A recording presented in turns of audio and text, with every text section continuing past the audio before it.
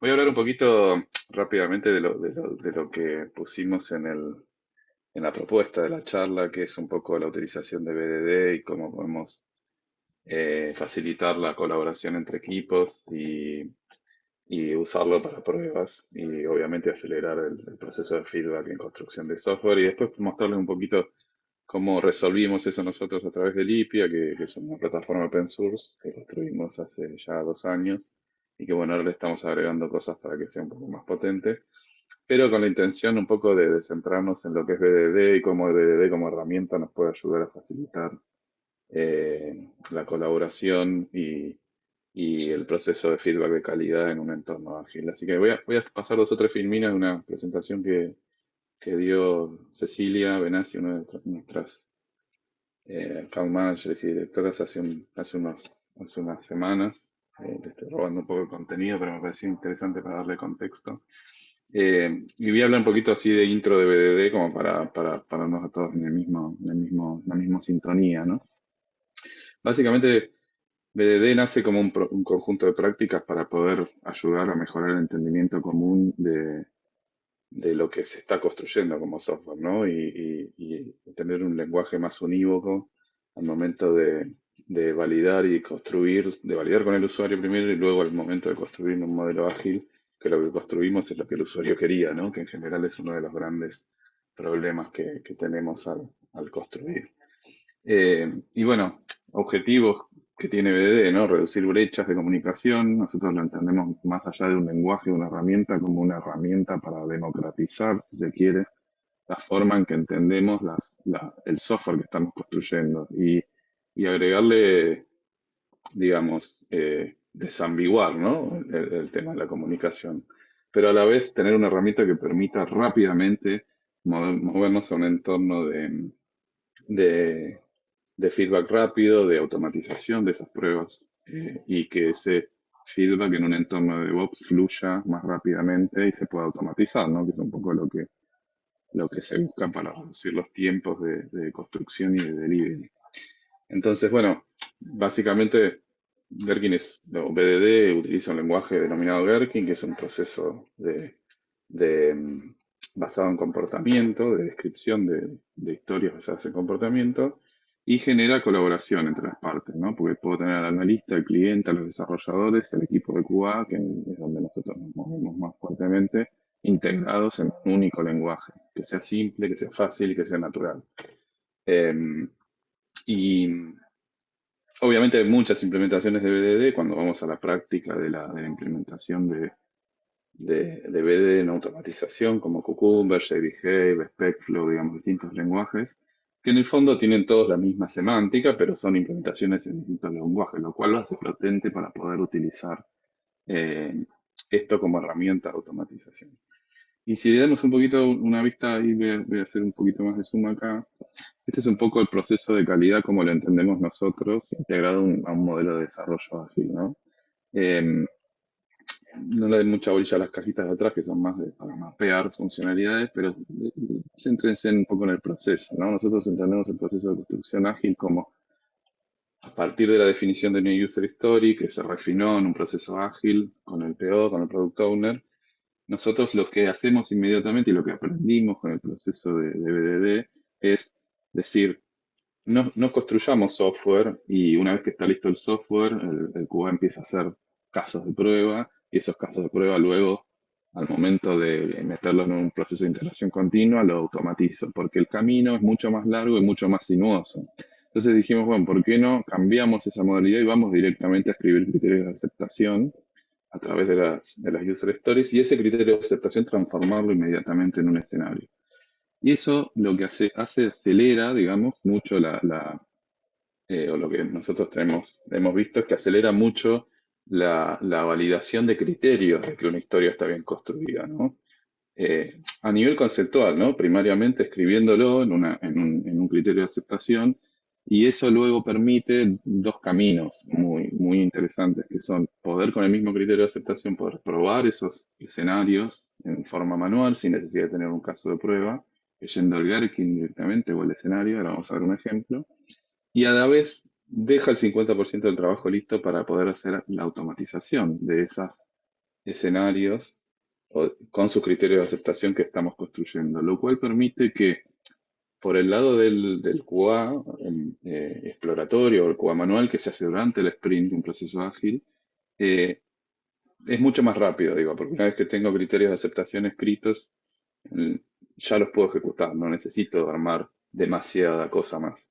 Y, y cuando vamos al modelo de automatización, decir, bueno, a partir de estos criterios ya bien escritos y validados con el usuario, empecemos a automatizar. Y en general, lo que nosotros descubrimos, después de probar muchos frameworks y muchas tecnologías de automatización, también es que em, la, la automatización era medio una ciencia oculta, ¿no? Que nadie entendía mucho, salvo los devs que hacían esa automatización o o los perfiles de QA Automation, que son devs en el fondo, pero con perfiles más de testing.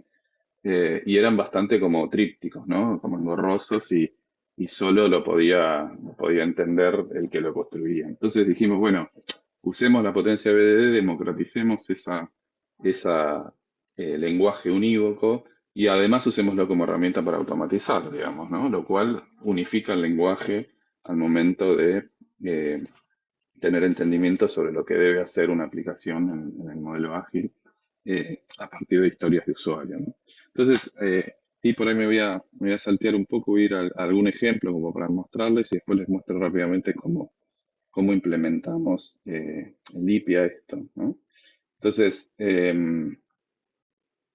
vamos a ver un proceso más detallado, ¿no? ¿Cómo se define el criterio de aceptación?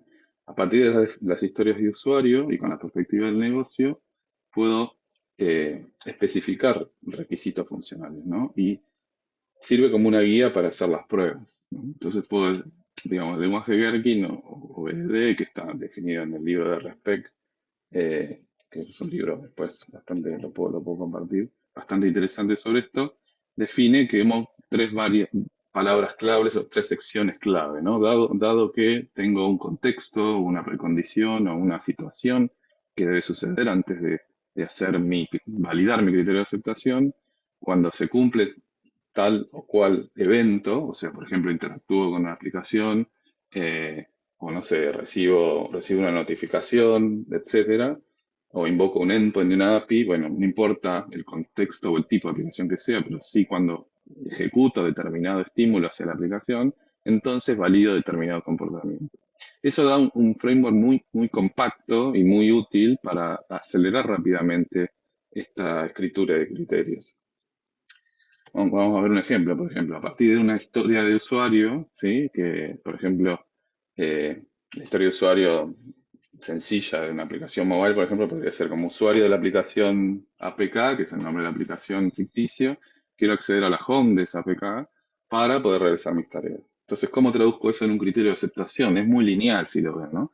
Dado que me registré en la aplicación, porque eso es como lo que describe el comportamiento que requiero para que ser un usuario de esa aplicación, ¿sí? Si no me registré previamente, no puedo acceder.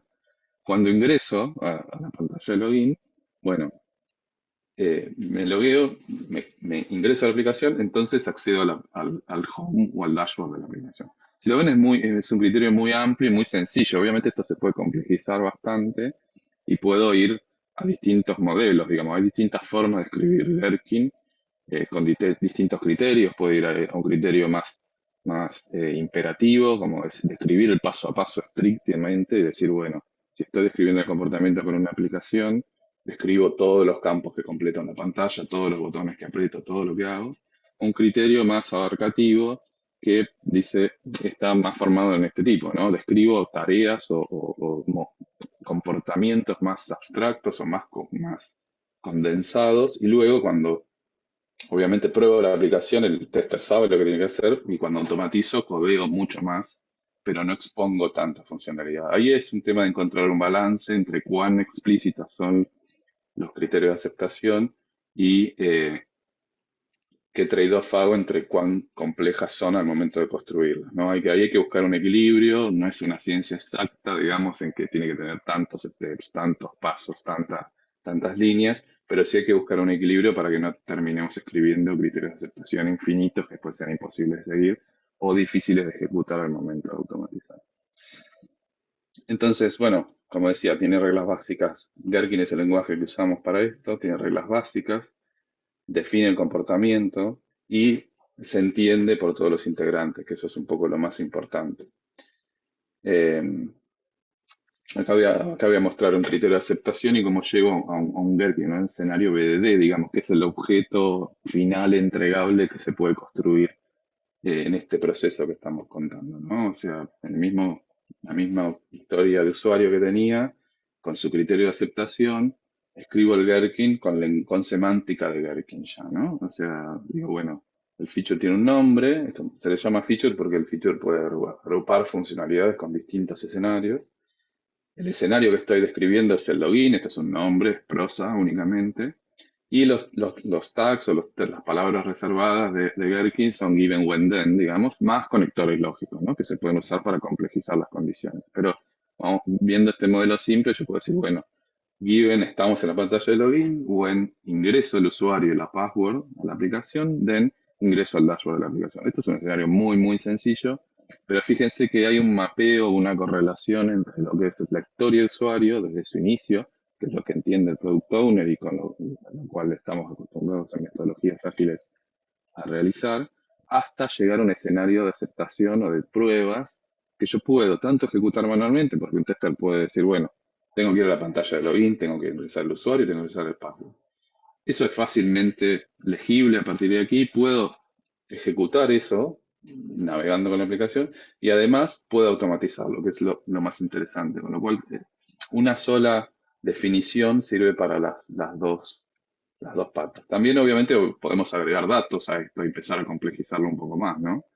¿Qué pasa si quiero probar el mismo escenario con distintos tipos de datos y distintos escenarios? Escenarios válidos, escenarios con datos inválidos y espero que el criterio se valide. Bueno, y puedo empezar a complejizarlo. Voy a mostrar ahí rápidamente un poco cómo se ve esto en la realidad, digamos, ¿no?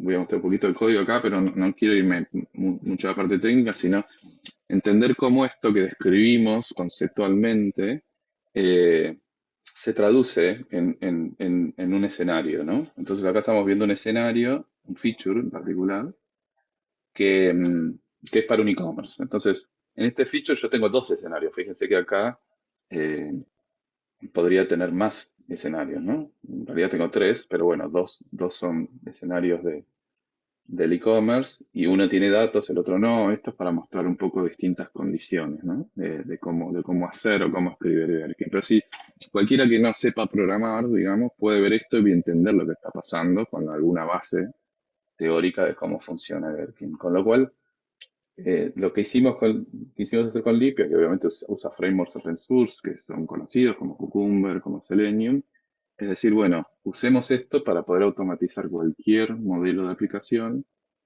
a partir de criterios de aceptación que se construyen en base a las historias de usuario y que se traduzcan muy rápidamente a escenarios de prueba, digamos, ¿no? O a escenarios Gherkin. Eh, Esto, digamos, es muy sencillo de ejecutar y al momento de ejecutar los tests yo puedo ver un reporte con este mismo resultado. No necesito tener un reporte de un log o necesito entender un log para poder, o mismo entender un IDE. Yo acá estoy mostrando un IDE de desarrollo y no necesitaría tener un IDE de desarrollo. Con un editor de texto simplemente puedo abrir un feature y navegarlo y verlo, digamos, ¿no? Entonces, un poco para contarles nuestra experiencia con esto, es que eh, ¿cómo fue nuestra experiencia, digamos, construyendo o haciendo esto, digamos, ¿no? Nos encontramos en algún momento que teníamos muchas implementaciones distintas para utilizar BDD, depende del lenguaje, depende de la tecnología que utilizáramos, pero además lo que quisimos hacer es decir, bueno, BDD es buenísimo, usémoslo para esto, para democratizar la comunicación, para tener reportes más legibles al momento de automatizar.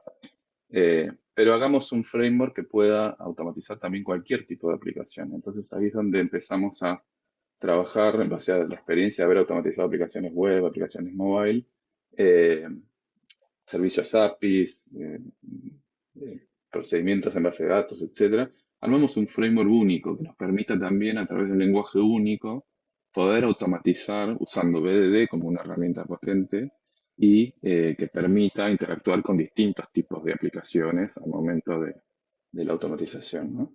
Entonces, construimos Lipia como framework open source, que en realidad es un empaquetado de distintos frameworks, pero ¿qué hace? Acelera la adopción de esa automatización porque tiene resueltas varias cosas que hacen eh, difícil la automatización en alguna medida, eh, como ser utilizar, digamos, distintas interacciones, digamos, no es lo mismo automatizar para web que automatizar para aplicaciones móviles, que automatizar APIs, que automatizar bases de datos. Por ahí conceptualmente lo que hago es lo mismo, pero siempre hay distintos lenguajes. Entonces quisimos también estandarizar la forma en que automatizamos a partir de esos escenarios. Ahí es donde nace el IPF Framework, que es un framework que es open source, es gratis para descargar y que consolida otras herramientas open source, pero empaquetadas de tal forma que instaladas rápidamente permiten empezar a automatizar sin demasiado esfuerzo. Entonces, ¿cómo encastramos esto? Acá me voy un poco a la parte técnica, no me quiero ir mucho por acá, pero sí es importante entender que Lipia, lo que logramos con esto, por ahí es consolidar en un único framework que tiene las habilidades o las propiedades interesantes de Cucumber que acabamos de describir, con interacción con distintas aplicaciones, ¿no? Entonces puedo decir, escribo un criterio de aceptación, escribo mi Gherkin para describir el comportamiento y después lo automatizo dependiendo de qué aplicación sea. Puedo automatizar el mismo criterio de aceptación, como contaba antes, de que me quiero loguear a una aplicación, ingresar mi usuario y password y poder ver el dashboard de esa aplicación, pero esa aplicación puede ser web o puede ser mobile. Entonces la forma de automatizar eso es distinta.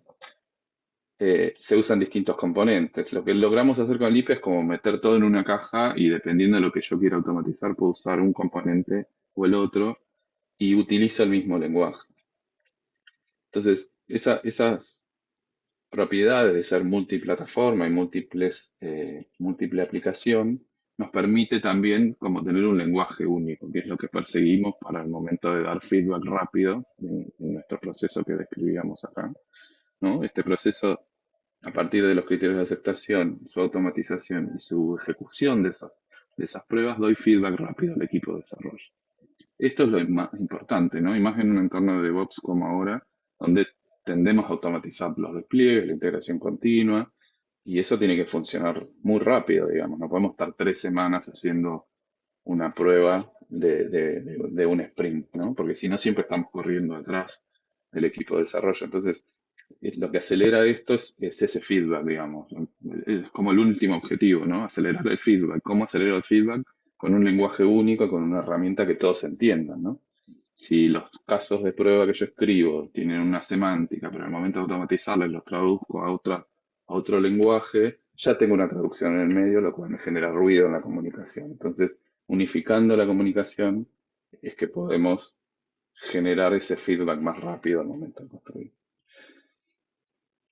Bueno, acá estos son atributos más técnicos que no los voy a pasar eh, mucho en detalle, pero sí, por ahí como corolario y cierre, y por ahí para abrirlo a debate, eh, una cosa que nos encontramos también es que una vez que construimos el framework nos quedamos con ganas de más, ¿no? Y decir, bueno, ¿por qué no hacemos una herramienta que simplifique la vida de tanto de los que escriben criterios de aceptación, como somos analistas o el equipo de POs con los desarrolladores, como con los QA? Hagamos una herramienta fácil de usar, que el QA no tenga que aprender a usar un IDE para poder escribir un Gherkin, porque hoy la realidad es así, ¿no? A pesar de que es un archivo de texto, tiene que entender un IDE, tiene que entender de Git, tiene que entender de repositorios, que muchos testers ya están adecuados a eso, pero muchos otros no, y esa curva de aprendizaje en general es difícil. Y también tratamos un poco de ayudar a que esa curva avance. Entonces, empezamos a crear algunos productos, algunas herramientas que completen este ecosistema, ¿no? El framework resuelve la parte de automatización, pero no resolvía la parte de poder generar historias de usuario de manera visual, de manera sencilla, ni tampoco visualizar los reportes en algo que no sea un log, ¿no? En una consola o en un reporteador que sea complejo de usar. Entonces ahí es donde empezamos a armar herramientas un poco más flexibles, que las voy a mostrar directamente, no voy a hacer. Entonces, ¿qué dijimos? ¿Por qué no hacemos una herramienta de gestión de test?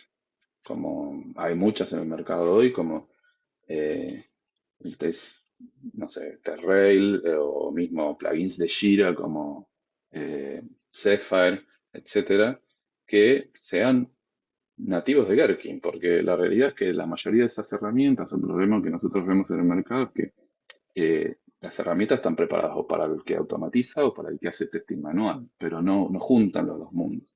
Entonces ahí nos planteamos un desafío de construir algo que unifique los dos mundos, porque no es difícil de entender un Gherkin.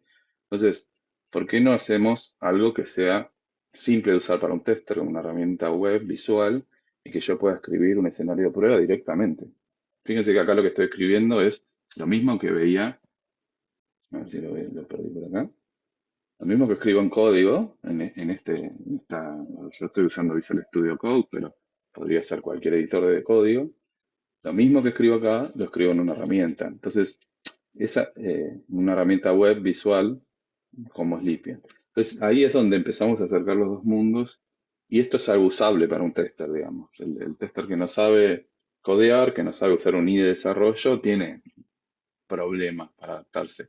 Y desperdiciamos la oportunidad de que utilicen un lenguaje potente como Gherkin y un modelo como BDD para describir comportamiento y unificar esa comunicación, ¿no? Entonces así es como probamos Lipia con Lipia Test Manager, que es un gestor de testing como cualquier otro, que te permite hacer runs de test, ejecutar manualmente esos runs eh, y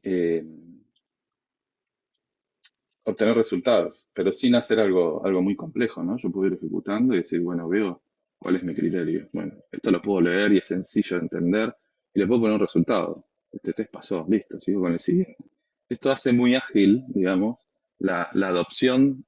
Primero mejora la adopción de BDD y además facilita el trabajo del tester y permite que la persona que automatice, ya sea el equipo de desarrollo, utilizando cualquier lenguaje que soporte Gherkin, ya sea Lipia, sea eh, Cucumber en Python, en Java, en .NET, lo que fuera, el Gherkin es estándar, digamos, con lo cual ya tengo la mitad del trabajo hecho, lo único que tengo que codear son las interacciones.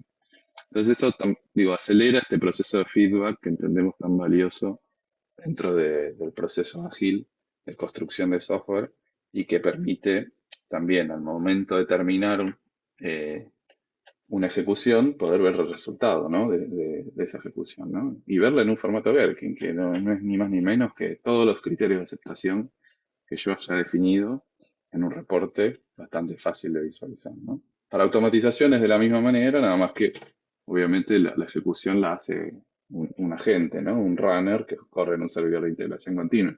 Pero de esa manera como que acerca un poco los dos mundos y creo que es interesante esa parte de poder democratizar el mismo lenguaje, de poder tener un único idioma y que ese mismo idioma fluya entre todo el equipo de desarrollo QA y, y fomente las prácticas de DevOps y agilismo, ¿no? Fue un poco rápido por la medida del tiempo y dejar un espacio para discusión. Así que no sé si queda alguna duda o no sé cómo estamos de tiempo. Estamos bien de tiempo, ¿no? Estamos en medio hora. Tenemos- Así que bueno, ahí no sé, abro si quieren la discusión para ver qué experiencias han tenido, si conocen las prácticas de BDD y de utilización de Gherkin, ya sean en temas de integración continua, en testing manual, en testing exploratorio, en automatización. O si hay preguntas para hacer, también está abierto a eso. Según lo que estuve viendo, lograron como integrar varios frameworks para dar esa versatilidad de apertura, ¿no? De Ujú, automatizar cualquier tipo de aplicación. ujú, sí. Al ser algo como empotrado entre varios frameworks o conglomerado, por así decirlo, ¿cómo manejan, por ejemplo, la parte de, ¿cómo lo llamas? Tener cierta compatibilidad cuando un framework se actualiza, Ujú. si tienes algún breaking change, por ejemplo, ¿cómo manejan eso internamente al depender de varias versiones de varios frameworks? Ok, sí, en el fondo, hoy por hoy, Lipia tiene una versión en Java y ahora estamos construyendo una versión en Python porque son los lenguajes más populares, digamos, de automation, pero básicamente las dependencias de los distintos frameworks se actualizan al momento de ejecutar las pruebas, digamos, ¿no? Nosotros tenemos un paquete de Maven que tiene librerías propietarias, pero además tiene librerías open source. Esas librerías se actualizan al momento de buildear el proyecto de Maven, porque en el fondo termina siendo un proyecto Maven en Java, en el caso de Java, en el caso de Python será distinto, vamos al proceso de construcción de eso. Pero las librerías son independientes, digamos, entonces se actualizan a través del repositorio Maven, hoy por hoy, con lo cual si está en el repositorio público de Maven, se pueden actualizar. Vos podés controlar también la actualización de esas librerías. A veces no querés que se te actualicen las librerías. No, uno de los problemas más paradigmáticos que hemos tenido es con los drivers de Selenium, que normalmente vos podés tener un perfil con un driver específico, que ya sabes que todo tu test automatizado funciona, o podés tener que se actualice automáticamente con el último driver publicado. Y nos ha pasado con actualizaciones de Chrome, particularmente, que tienen releases muy frecuentes de que se actualice el driver de Chrome eh, y dejen de funcionar test por alguna incompatibilidad. Entonces, el control de eso básicamente se condiciona y se puede configurar en un archivo de configuración que tiene el framework, que tiene todas sus dependencias de Maven y vos podés controlar qué dependencias querés que bajen particularmente. Entonces, podés controlar la versión de cada subcomponente, no es que tenés que pedir una actualización de Lipia cada vez que hay una actualización de Selenium, por ejemplo, ¿no? Eh, Ok, eso ok. sí respondes a tu pregunta. Sí, sí, correcto, buenísimo, gracias. No, de nada.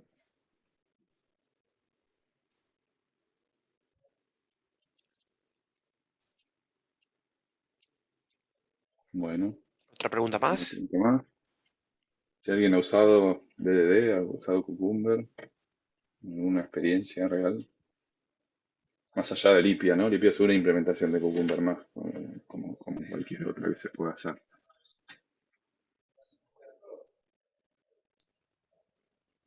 Sí, yo he usado TDD, casualmente en la oportunidad que me tocó lo usé con Python y con Ujú, Appium para una ujú, aplicación de escritorio. ujú. Eh, sí, preguntaba lo de las compatibilidades y eso porque a veces cuando cambian los drivers o la versión de X de cualquier componente, pues sí, sí me generó ese, ese Ese particular problema. porque Ujú. sí, sí, es bastante fuerte dar con ella, ¿no?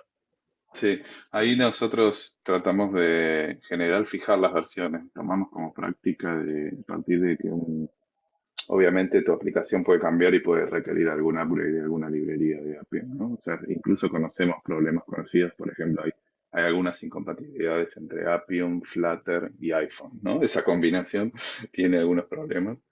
Eh, pero como práctica ahí lo que solemos recomendar es, bueno, una vez que sabes que funciona, controlar tus librerías de automatización, que no esté librado al azar la actualización de esas librerías, sino que vos sepas específicamente que está aprobado con tal versión de Appium, con tal versión de Selenium o de REST Assured o el driver que uses, digamos, ¿no? Para poder controlar tus tests.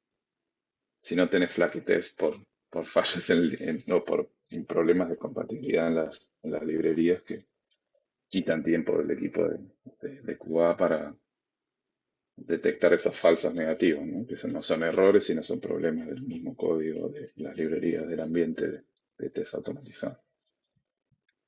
Pero bueno, como todo software, la automatización también tiene que tener algunas pruebas y alguna revisión de código, ¿no? Que eso también es algo que nosotros como práctica impulsamos, ¿no? Que haya code reviews, que haya el mismo proceso que al momento de construir cualquier código eh, y que sea un proceso ordenado de buildeo y de release. Vale, buenísimo. Gracias. Juan Carlos. Adelante, Martín. Hola, sí, ¿qué tal, Javier? Era para hacer una consulta en relación a la curva de aprendizaje de Lipia. ¿Cómo la ves y qué tal? ¿Qué complejo sería, digamos, aprender a usar este framework? Bueno, en general, acá yo creo que hay como dos curvas de aprendizaje. Una es el cambiar el modelo conceptual de cómo se hace testing en cuanto o cómo se documenta lo que se hace en testing formal a través de escenarios, que es decir, bueno, en vez de escribir el paso a paso de hago tal acción, espero que el sistema haga tal cosa, hago tal acción, espero que el sistema haga tal cosa, cambiar eso a Gherkin no es muy difícil. Ese es el primer cambio o curva de aprendizaje, me parece. Y, pero es que es bastante cercano a las historias con lo cual no lo veo muy complejo. Después, a nivel de automatización en sí, o de usar el framework para automatizar, obviamente depende del nivel de conocimiento del lenguaje de programación que tenga la persona, pero si una persona puede programar en Java, no digo con un nivel de seniority alto, pero un nivel básico, eh, es bastante sencillo porque las interacciones con la aplicación que utiliza el framework son métodos de completar un campo en una pantalla o de hacer una serie de completados de campos en una pantalla, ejecutar un botón. Creo que la parte más difícil en automatización para usar el framework es poder identificar los objetos fácilmente. Y ahí también depende mucho del equipo de desarrollo, ¿no? Porque si la aplicación está bien construida con identificadores, es muy fácil. Si eso no está hecho así desde el equipo de desarrollo, es difícil y empieza a complejizarse la forma de buscar selectores, lo cual está bueno porque genera un feedback o una retroalimentación al equipo de desarrollo para decir, bueno, facilitame la vida al momento de automatizar, poneme un ID en este campo, poneme un ID en este botón y no tengo que hacer unos XPath horribles para poder encontrar ese objeto en la pantalla.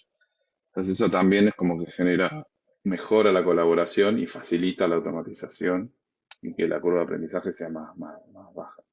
Eh, pero no es complejo, comparado con desarrollar aplicaciones, creo que es mucho más sencillo porque el framework ya te da, como el diagrama que ya mostraba, te da la parte de reportería, te da la parte de datos, te da la integración con un runner para que lo metas en un pipeline de integración continua.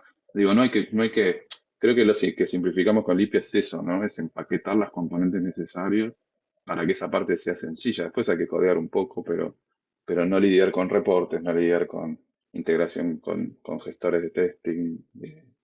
Tratar de simplificar todas esas aristas que termina teniendo un proceso de automatización. Buenísimo, gracias. Gracias, Martín.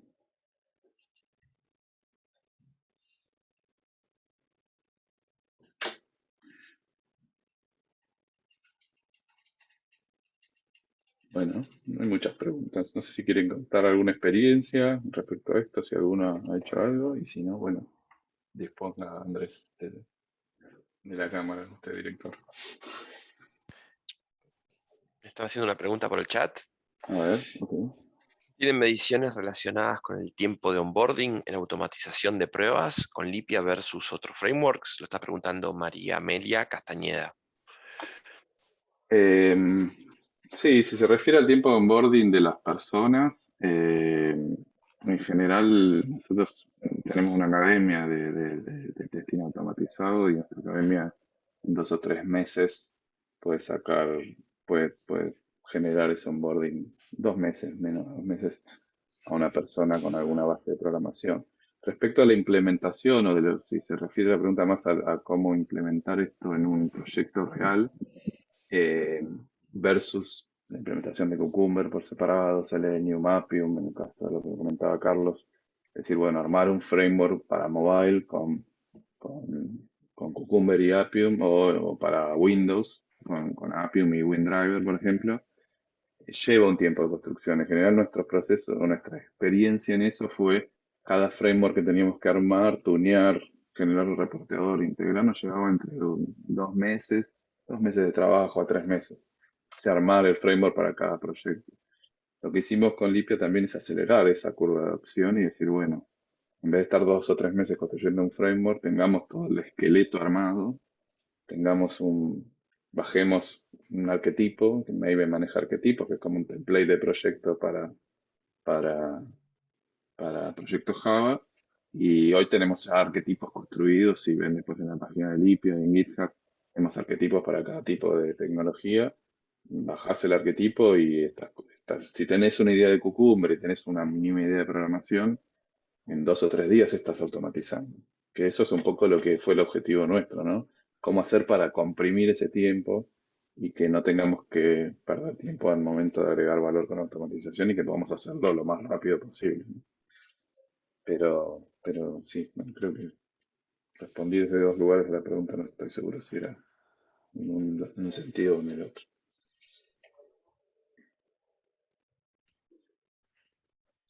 Una más por ahí.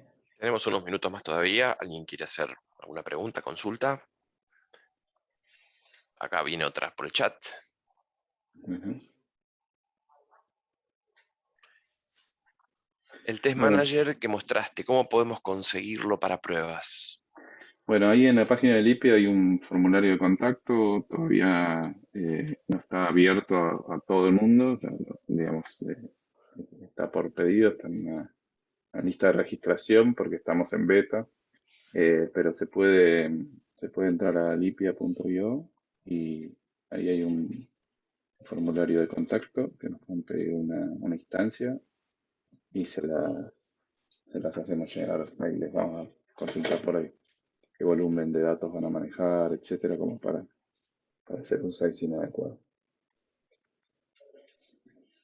Nos pueden contactar directo por ahí. Y si no, también les puedo dejar mi mail por acá.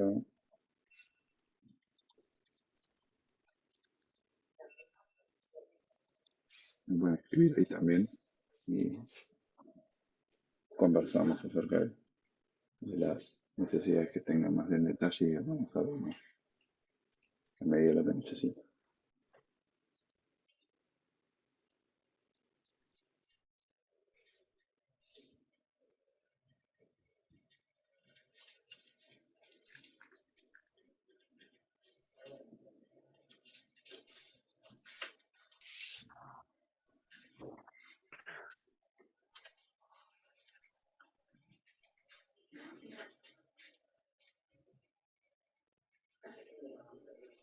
Bueno, creo que no. Bueno, aparece una más.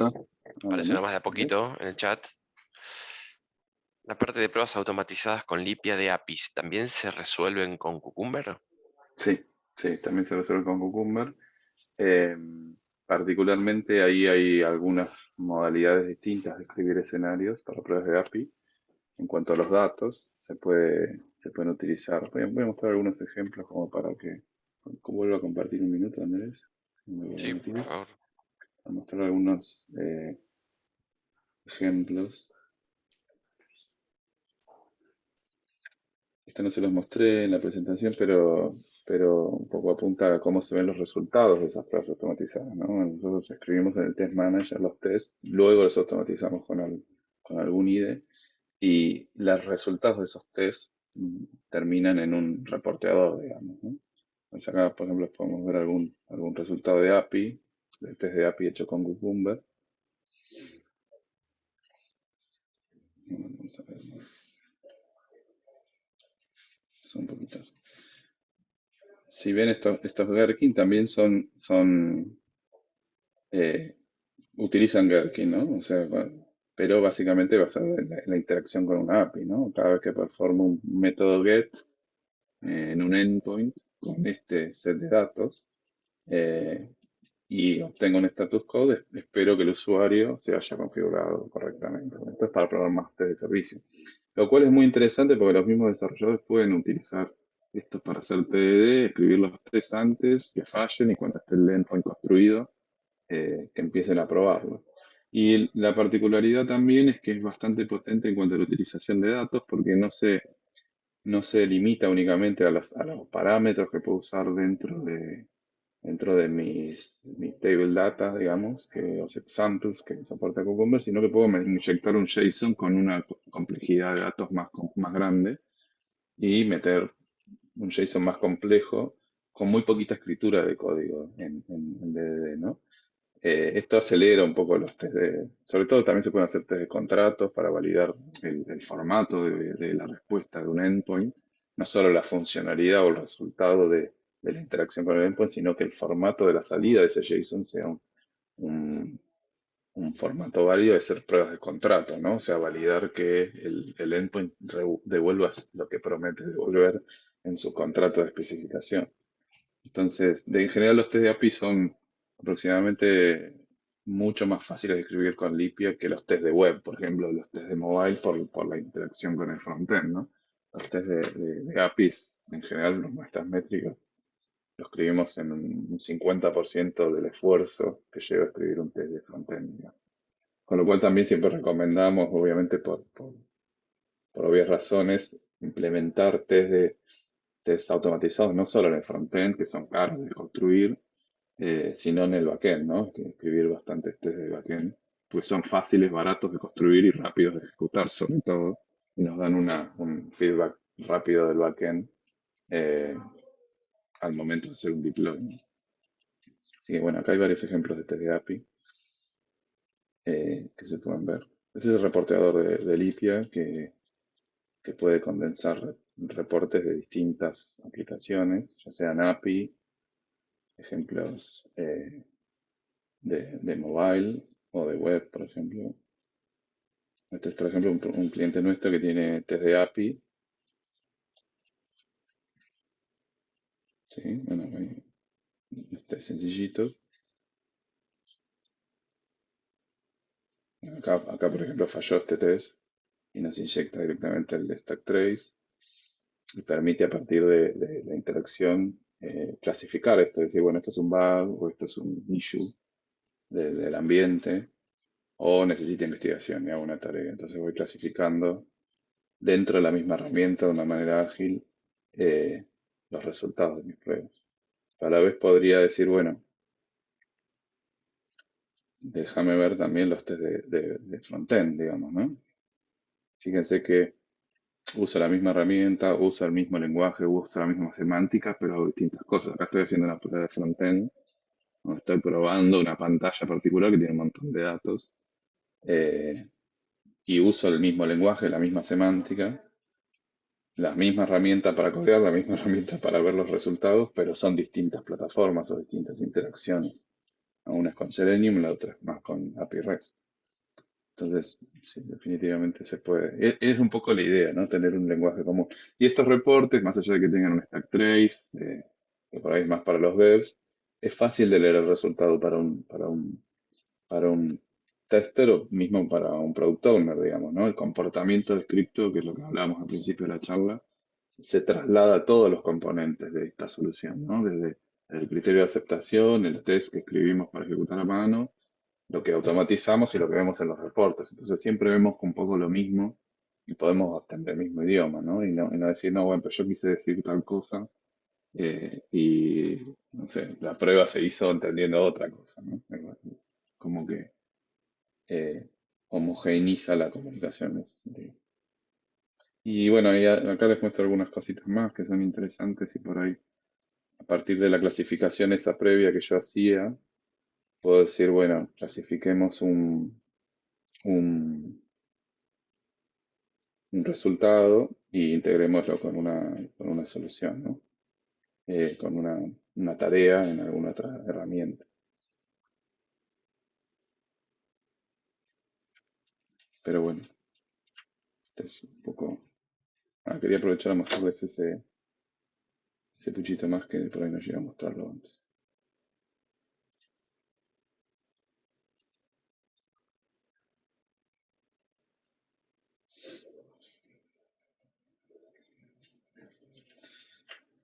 Bueno, no sé si hay alguna consulta más. ¿Alguna quieren compartir algo más?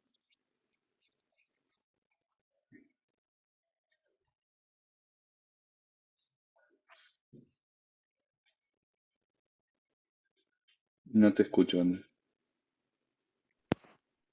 Perdón, me muteé yo solo. Acá. Entonces, digo, había una pregunta más en el chat que no sé si llegaron a verla. A Esto ver. que la herramienta, una pregunta, ¿no? Si la herramienta permite hacer las mediciones de todo el proceso. Sí, permite poder medir el resultado de esas pruebas en una manera muy rápida. Más allá del reporte este que es más para análisis y el post ejecución, también el runner de Lipia permite poder decir si un release, devolver un estatus, ¿no? Al momento de hacer un release en integración continua y decir si ese build pasa o no pasa al ambiente que tiene que pasar. Pero bueno, además de eso, mide también los tiempos en que se ejecuta esos tests y también permite validar las ejecuciones anteriores, compararlas como para poder tener una trazabilidad de esas pruebas.